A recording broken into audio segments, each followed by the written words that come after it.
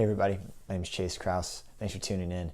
So I was inspired to do this video today because I was convicted to talk about something that I was actually praying about. I was praying the rosary and the first sorrowful mystery, and I think a lot of the times we'll pray the rosary, and at least for me, I'll pray the rosary and maybe I'll think of like one or two scenes from the Passion when it comes to sorrowful mysteries, or I'll think of a Bible verse or two and kind of just keep going. But this time, it was just a couple days ago, I was praying, and for some reason, this one particular verse stood out to me.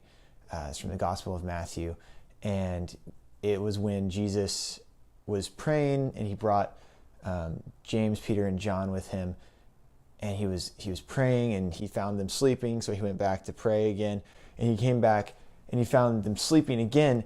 But this is the line that stood out to me. He says in Matthew 26, verse 45, says, "Then he came to the disciples and said to them, 'Are you still sleeping and taking your rest?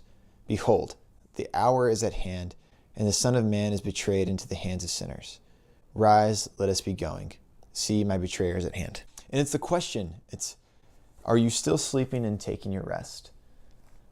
That struck me because I feel like so often that's how I must be viewed by Jesus.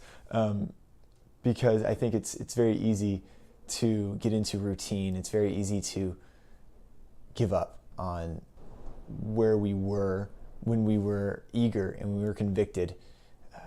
It's very easy to be apathetic.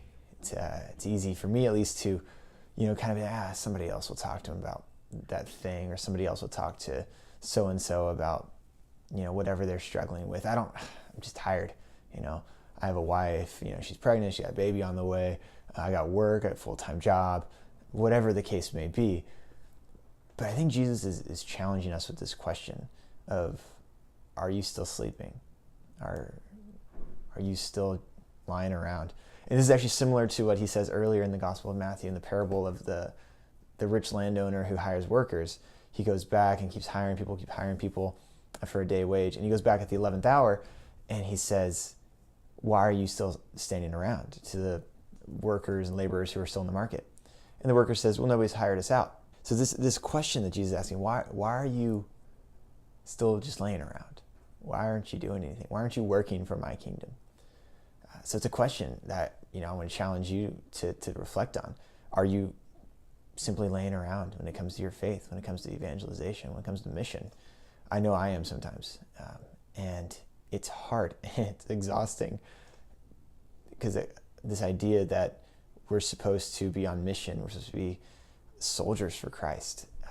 Soldiers get tired too. But that's what the Mass is for, right? That's what going to the liturgy is for, is to be filled, it's to be rejuvenated.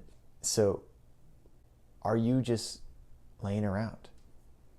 Why are you still laying around if you are? No, I'm not trying to say that you should never take a break, never relax. Of course, that's actually literally the reason it's a commandment to take the Lord's day as a day of rest, because you need to rejuvenate yourself. But we can't use that as an excuse to be lazy, or to be apathetic, or to think somebody else is going to talk to somebody about a certain thing. I challenge you. There's probably at least one person in your life who needs to be reached out to. Not saying just go and throw a Bible at him, but just be there for him. And it's exhausting sometimes to have coffee with a friend or a family member that you feel like you've talked to 1,000 times, and it can be exhausting. But that's what Jesus is calling us to do. I think that's the message, at least for me, that the Lord was speaking to me when I was praying the rosary, and speaking to me through these passages of Matthew. And I want to answer the Lord by saying, "Lord, forgive me for when I was just resting. Lord, forgive me when I was just laying around doing nothing. And give me mission, Lord. Give me a task. Give me something to do for your kingdom." It doesn't mean it's easy. It doesn't mean it's fun necessarily. So in what ways is Christ calling you to rise, to get out of bed, to get out of this state of self-pity that we get sometimes when we're tired, especially I think as Americans, we're very much like, oh, I'm so tired, I can't do anything today. When in reality, people around the world work much harder than we do, much longer hours for less pay. There's people out there, missionaries all around the world, who are seeking to build the kingdom, and their situations are much more difficult than ours. So just a little food for thought for the day, something to think about, something to pray about. So I hope this message spoke to you like it did to me. Hope these words from Christ challenged you like they challenged me. I feel like this video is pep talk to myself as much as it was it to you or somebody else. But I encourage you, and I challenge you to be a missionary of mercy, to not let Jesus find you just lying around. And if he does, say sorry.